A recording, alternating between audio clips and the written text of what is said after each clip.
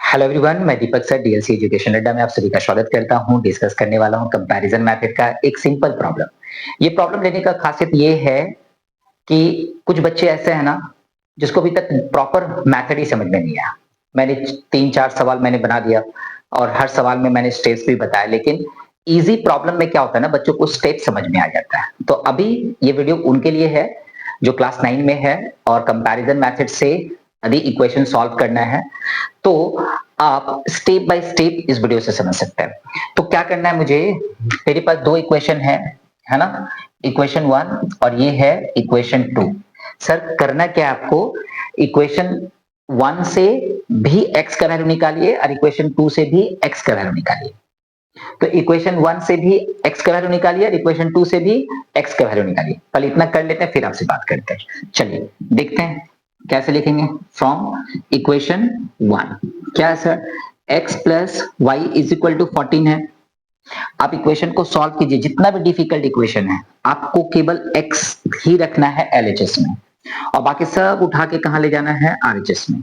RHS में y नहीं, sorry RHS में x नहीं होना चाहिए, है ना, तब वो आपका कहलाएगा इक्वेशन थर्ड या तो 3। तो तीसरा इक्वेशन आपका निकल चुका है। फ्रॉम इक्वेशन 1 x का वैल्यू आ चुका है ना।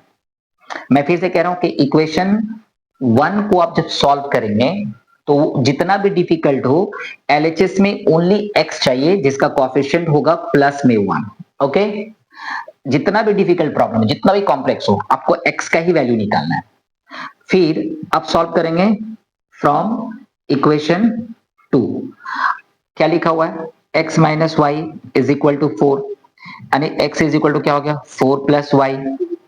तो ये जो आ गया, ये आ गया आपका इक्वेशन 4। फिर समझिए, इक्वेशन 1 से भी आपने x का वैल्यू निकाला और इक्वेशन 2 से भी आपने x का वैल्यू निकाला। जितना भी डिफिकल्ट प्रॉब्लम हो दोनों जगह पे वेरिएबल सेम होना चाहिए। मतलब फ्रॉम इक्वेशन 1 से जिसका वैल्यू निकाल रहे हैं इक्वेशन 2 से भी आप उसी का वैल्यू निकालेंगे, तभी तो आप कंपैरिजन कर पाएंगे। अब आपको करना क्या है, कंपेयरिंग।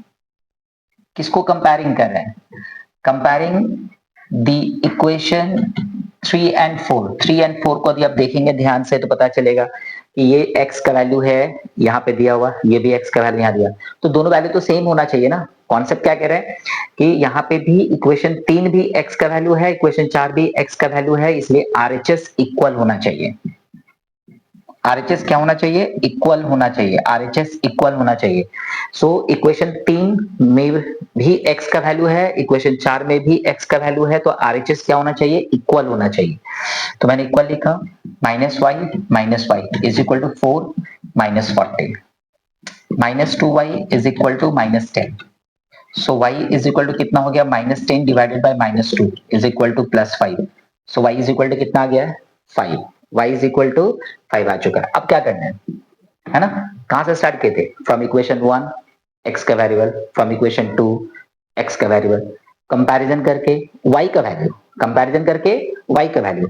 अब y का वैल्यू पुट कर लीजिए जो इक्वेशन आपको इजी लगे, जो इक्वेशन इजी। तो चलिए 4 नंबर इजी लग रहा है, तो putting the value of, putting the value of putting the value of putting the value of y in equation 4 में रख रहा हूं, हर बार 4 में रखता हूं, इस बार 4 में रख रहा हूं। देखने में इजी लग रहा है ना, क्यों ज्यादा डिफिकल्टी करे, तो यही थॉट तो आपको रखना है हमेशा। So x is equal to 4 plus Y, y is equal to यहाँ पे 5 है तो आ चुका है 9, तो x is equal to 9। Answer लिखने की बारी, तो x की वैल्यू आ चुका है 9, y की वैल्यू आ चुका है 5। ठहरिए एक बार चेक तो कीजिए।